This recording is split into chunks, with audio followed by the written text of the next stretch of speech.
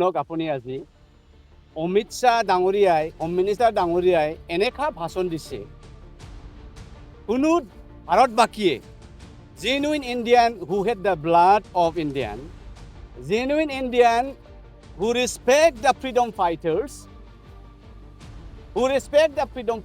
যিয়ে মানে আমাৰ freedom fighter বিলাক respect কৰা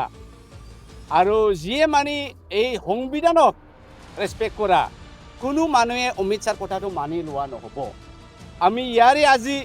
অনুসাৰে in this regard we are gathering and we are protesting.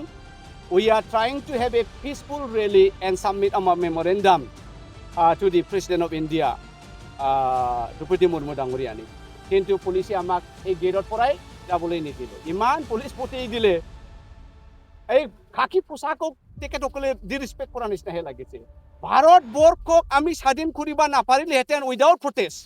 Ar Omit Shahar kothato hunok. Omit Shahar kothato eneka koise যে চাওক আজিৰ তাৰিখত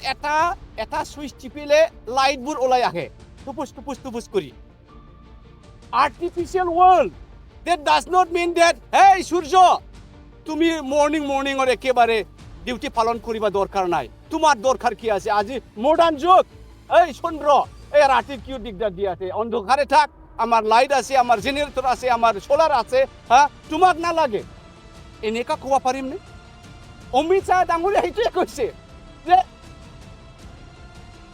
डॉक्टर भीमराव बाबा साहब अम्बेडकर वो पुराना आदमी है उसका जो चिंता उसका जो क्रिएशन जो संविधान ये पुराना हो गया हमें उसका कोई जरूरत नहीं है ये भी भाषण होता है क्या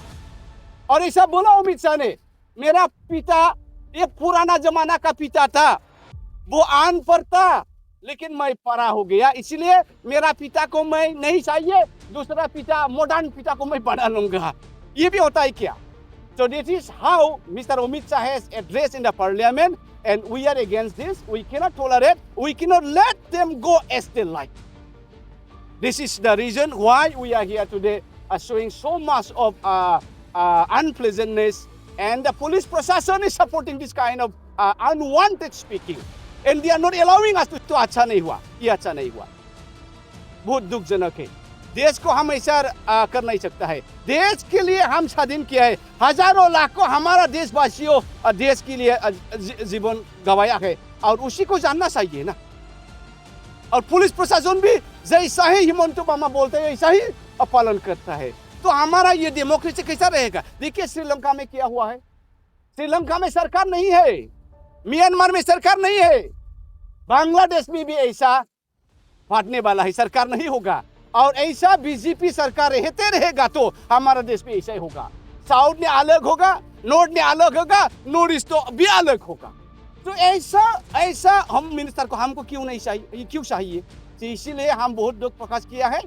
we all the citizens of this country need to react against this kind of unwanted disrespectful trying to belittle Dr. Bhimrao Baba Ambedkar we are really unhappy with that